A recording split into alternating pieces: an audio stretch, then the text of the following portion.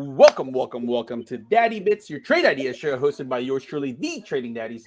I am your host, the Master Crayon Eater, and as always, my amazing co-host. What's going on? Teflon John here. Tef Lazy Fosheezy, dude, how was your day? That was good.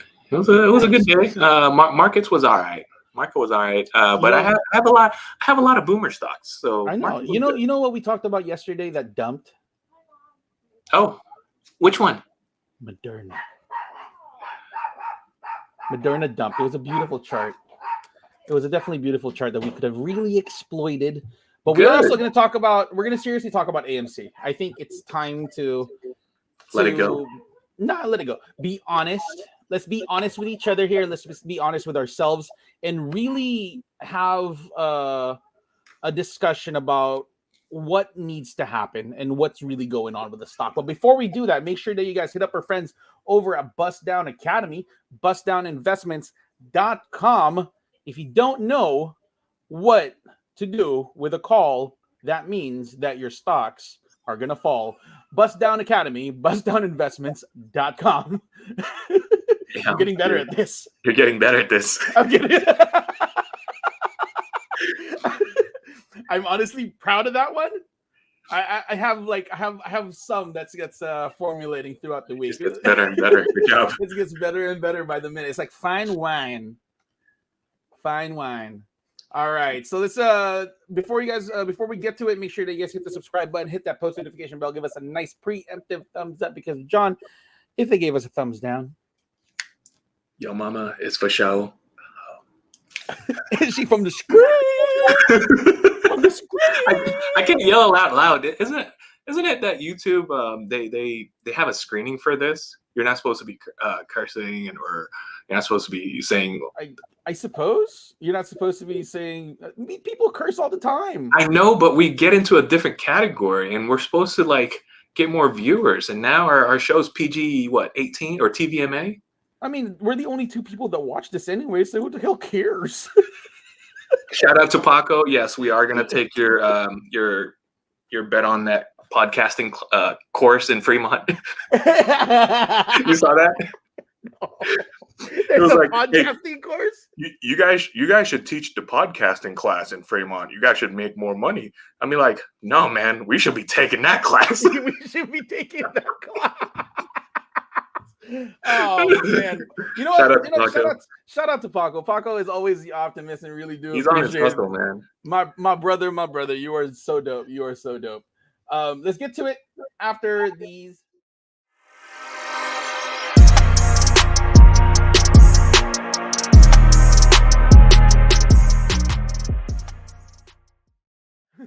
All right, welcome back. Let's talk about some member gains. Not a whole lot today, dude. Just one. Alvin for the day. It's quiet today. Yeah, it's very quiet. A lot of people, I think, got demolished by the stock that we're about to talk about today, right? I mean, I eked out $61 from that trade that we're about to talk about today, so we'll mention it. But let's get to it.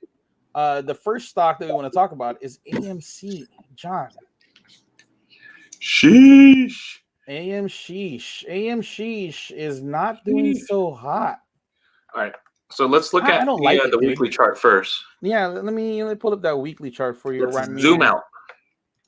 When in doubt, zoom out. When in doubt, zoom out. There you go. All right, so now look at that. That's an inverted hammer. Yep. And it's sitting on the 20, and it's only Tuesday. So if you can only imagine, we got 3 more days of the week to finish this candle right here, and that's not looking so well. It's sitting at support right now, 31-ish. Anything below that, obviously you would create a bear hammer. If you look at the MACD, the blue line crossing below, crossing the tan line on the downside, that's not a good sign at all. If you look at the RSI, it's neutral right now, but really the thing that you got to watch out for, if it breaks the 20, your next stop is at $20.50. Yep, right there, $20. Yep, $20. So I think that's a fat dip. You don't want to hold on to that. Yeah. No, if we take a look at intraday too, I mean, I had some calls yesterday before the open. And then, it shot up to 38 and ultimately it faded away. So I managed to get out of that trade early enough to make a profit off of it. But this right here, the fact that there was still a sell-off after somewhat quote unquote strong earnings, according to some retail investors. I think the problem here is there's a lot of retail investors that are just getting tired. There's some they're still waiting for their Lambo. Yeah, there's some AMC fatigue here, and let's be real. All right, if you bought AMC at $40, you're not having a good time. If you bought AMC at $20, you may still be having a good time, right? You may still be having a good time. Not for long, but for the people who bought AMC at 40 and saw a spike to 70 and didn't get out and are now at 30, 31-ish, you're not having a good time. Yeah, you've been waiting for a while now. You've been waiting for quite some time. A lot of You've been waiting for at least a month and a half now. Especially if you did options, which majority of retail investors are doing, is you're buying options. Also, if you're buying out the money calls, you're expecting a gamma squeeze to the upside and you're still buying the 145s. Yep. There has to be an honest conversation here. Again, as retail traders, we don't have any control as to what exactly happens in the market. We're primarily here biting, think of us as fish, and there's like a piece of there's a meal that's like on top, like sitting on top, right? And all we're doing is gnawing at this piece of food, and that's all we get. And in a real sense, if we're not seeing the upward momentum that we've been expecting for months, and you guys bought this at around 40, I think it's time for you to move on to a different play. This is just reality. If you keep on averaging down, you bought at 40. I mean, at some point, if you're not rich and you don't have enough capital anymore, and you're kind of 100% all in on AMC, and you're still not seeing gains, or not having fun, right? Here's my solution for you.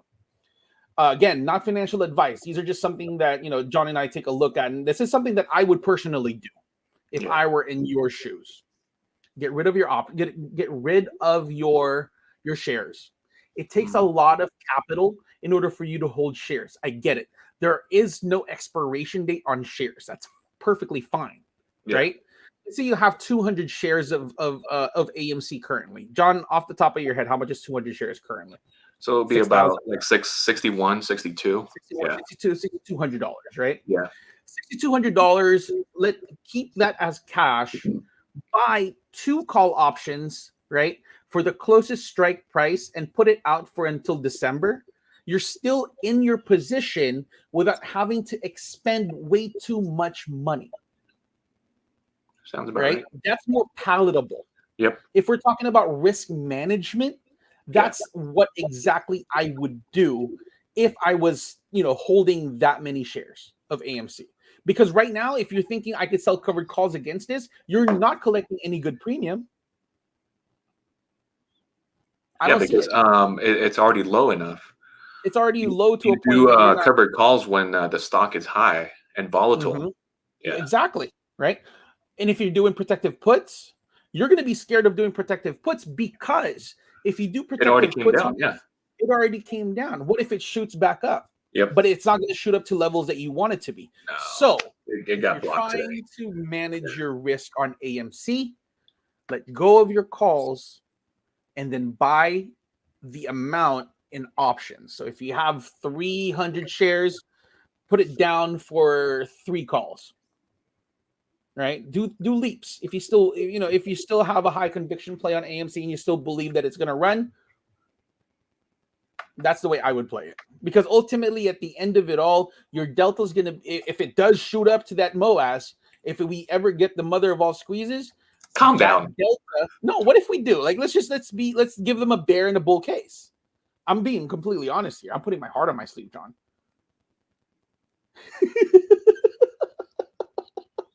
So if we're gonna get that MOAS, right, the delta in your call options will be $1 anyways, and it's gonna move exactly like the stock. Times 100, you're still in it. So please if you're looking for a solution to your current underwater problem, that's it. Any thoughts about that, John? No, man. I only got a couple of things to say about AMC. Get out. Go ahead. Get out. That's it. Get out. Get out. Like, don't do it, man. Don't do it. I'd rather not. But that's my, if I'm just going to, I can't sit here and keep you guys uninformed or unaware of my personal thoughts about the stock, because I'd be lying to you guys at that point. And that's the last thing that I want to do for you guys. I want to give you guys my honest opinion and give you guys an idea of what I'm really, really, really looking at. Right. But that's pretty much it for AMC. We'll revisit it if something happens to it. But the next stock that we want to cover, which is reporting tomorrow, is Nio, John. Yes. You know what? Little news about Tesla. I don't know. It has nothing to do with Nio, but Nio was mentioned as well.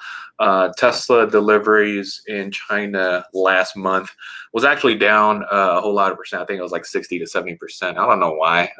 There's always something going on over there, but it underperformed, obviously, the big three, Nio, XPEV, and Li Auto or something. And that wasn't really good news for Tesla, but Nio didn't do so well today. It was down about 2%. When did that news drop? Was it? When did that news drop? Oh, it was this morning. Oh, that's why it kind of dumped today. That's why Tesla didn't move today. But however, the infrastructure bill got passed, and that's why EVs and charging stations, Caterpillar, Monster. Caterpillar is going to obviously take advantage of this bill right here for the next few years or so. I'm thinking about getting into Caterpillar. So yeah. But yeah, let's look at Nio on the daily real quick. This is here. What's your take? I'm not. The stock to me. It seems like it's neutral, really.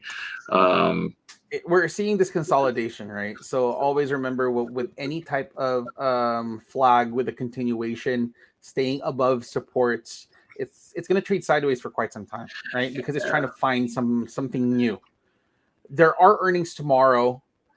I would not play this through earnings. We'll see where it goes. Again, here's the thing about Nio too. Nio is notorious, right? Notorious for not reporting earnings. Remember? Well, first of all, they don't even do well on earnings. So every time that we looked at earnings, Nio doesn't do, they don't even say we're not reporting earnings today, whoop-de-whoop, or something like along the lines that we cannot definitively define the numbers, right? We can't define the numbers. So let's take a look at historical data.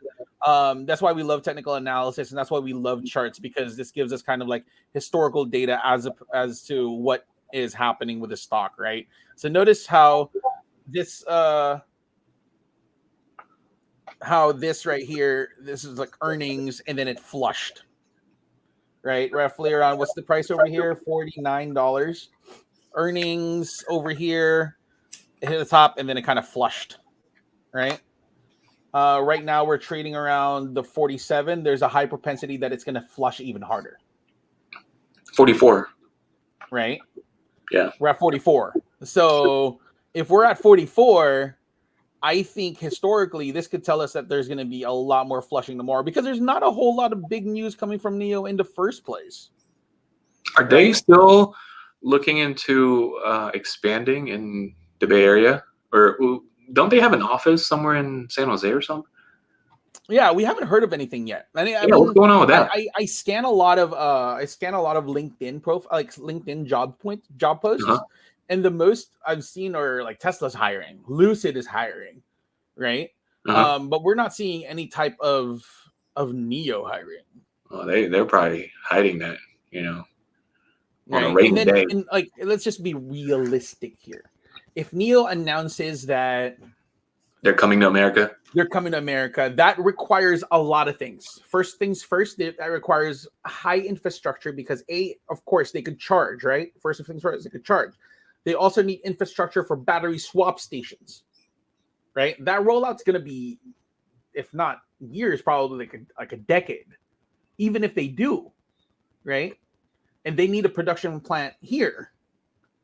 You need a production plant. You know what I mean? There's so many like moving parts for Nio to say we're coming to America. They might have an office here probably to scope out, but we haven't seen anything come into fruition. No movement, right? And we've been trading in the channel for quite some time now. From a technical analysis standpoint, I could see this dipping one more time because we're seeing a head and shoulders pattern. I might take the under on this one. 3, right? 1, 2, 3. I like the under. I like the under here too. I'll take the under on this one. But you know, it's hard. It's hard to say what the sentiment is. Like it baffles me. I'm just gonna say this out loud, and I might get flack for this, but it baffles me how a non-American company is being traded on an American market with no type of products being sold to Americans. So how do you buy that? You know what I mean? Does that make sense? Yeah. Right? Baba I get because Americans go to Baba to buy stuff, right? But in terms of the three dragons, Lee, XPev, and Nio, no, like I don't wake up in the morning and say, you know what? I'm gonna go to the Nio dealership and buy something. You know, they probably don't have cars over there. They don't have cars, and surprisingly, there's other companies that have like actual vehicles that's being delivered and being produced already. Right? Solo is one of them.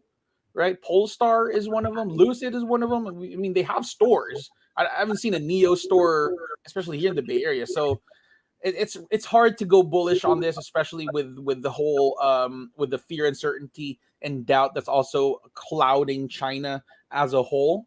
In China, maybe it makes sense for the Chinese to buy Chinese stocks, but I think what as Americans we're kind of like thinking that it's coming here. We're holding on to the fact that it's coming here, but wait until it actually becomes announced that it's coming here before you actually go long this stock. Mm-hmm. Right? That makes sense. That makes sense, right? Any thoughts on Nio? No, I think it's gonna dump tomorrow. There you go. There's nothing special. Yeah. It's a dumpity dumps. We'll revisit this tomorrow. The next stock we want to talk about is Upstart. Jesus, Upstart. Yeah. Wow, Upstart. And we've been talking about Upstart for quite some time now. Yep. Massive moves on Upstart today. Notice Upstart. Huge. See that channel? I mean, that channel extended. We've been talking about this for quite some time now. Imagine if you'd have longed it from here. Yeah. Let's talk about what happened with earnings. So for Q2, they did about EPS 0.62. Check this out. The estimate was 0.25. They whooped it. Okay, they whooped it by more than double. Sales were about 194 million versus 157 estimate. So they killed earnings. That's why we saw a huge pop. If you want to check out after hours. Yeah, it's still going after hours. It's still moving, right? Yeah, it's still going. Yeah, it's at 160 right now. So 162 so was it the high. Closed at 135. And then it hit 162 as a high. So it's up, almost I think more than 20%. Yep. So 20%. If you guys had YOLO calls on Upstart, you would have made money. But again, we wouldn't say that you should have gone long on Upstart. That's crazy. Crazy. One thing to note, though, this Bollinger Band is going to open up tomorrow. We might see a slight sell-off in the morning, but usually when it happens with these big earnings like this, there's a continuation to the upside. So let's wait until the selling pressure is gone before going long on Upstart. I am bullish on Upstart. I like it. Mm-hmm. I do like it. You've always praised Upstart since the beginning. Yeah. Right, since the beginning, we like Upstart. That's what happens. That I wasn't long on Upstart currently before going in, but we'll definitely watch this tomorrow to the upside, and it's making me excited about SoFi. Well, yeah, they go side by side. But check out if you guys are wondering, Upstart IPO'd back in December at $22. Oh yeah, Isn't that crazy? 8 months later, 9 months later, you 7 times your money? Sheesh. See, notice this too. Like there's some look at historical data. Let's take a look at historical data for Upstart. So Upstart reported earnings. Oh, they're growing crazy.